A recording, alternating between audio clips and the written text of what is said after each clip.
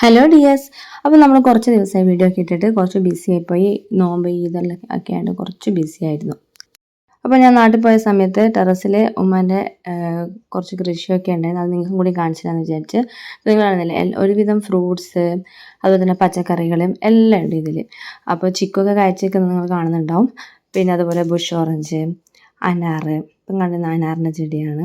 പിന്നെ തക്കാളി, ചീര, പച്ചമുളക്, അങ്ങനത്തെ കുറേ ഉണ്ട്. കുറേയൊക്കെ ഉമ്മ പറിച്ചു. വേണ്ട, ഇപ്പം ഇതിൽ കാണുന്നില്ല ഫിഗൊക്കെ കഴിച്ചിരിക്കുന്ന ഇത് ഫിഗാണ് നിങ്ങളിപ്പോൾ ഈ വീഡിയോ കാണുന്നത്.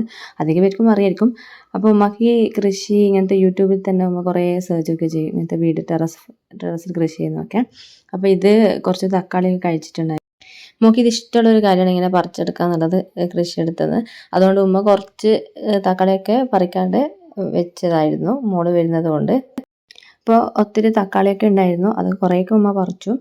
അപ്പം മോളിതാ നല്ല ആവേശത്തിൽ, നല്ല വെയിലാണ് കേട്ടോ, ഒരു ഉച്ചൻ്റെ സമയത്ത് ഈ പറിക്കുന്നത്.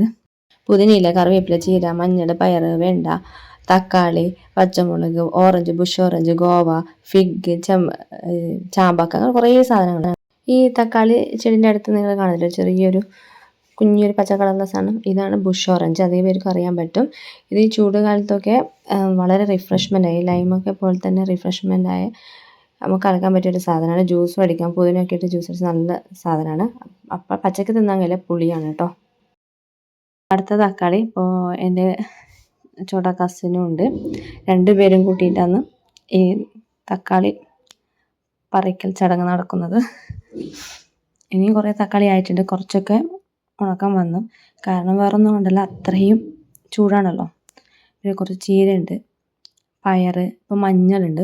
കുറച്ച് മഞ്ഞളൊക്കെ പറിച്ച് ഉണക്കി പൊടിച്ച് വെച്ചു. അതങ്ങനെ ചെയ്ത് വെച്ചിട്ടുണ്ട്. ഏർലി മോർണിംഗ് സുബഹി നിസ്കാരമൊക്കെ കഴിഞ്ഞിട്ട് ഇതിന് ചുവട്ടിൽ വന്ന് കുറേ ടൈം സ്പെൻഡ് ചെയ്യും. എന്നിട്ട് വെള്ളമൊക്കെ ഒഴിച്ച് അങ്ങനെ സ്വന്തം കുട്ടികളെപ്പോഴും നോക്കി വളർത്തുന്നതാണ്. ഇതൊക്കെയാണ് നമുക്ക് കിട്ടിയ തക്കാളി കേട്ടോ.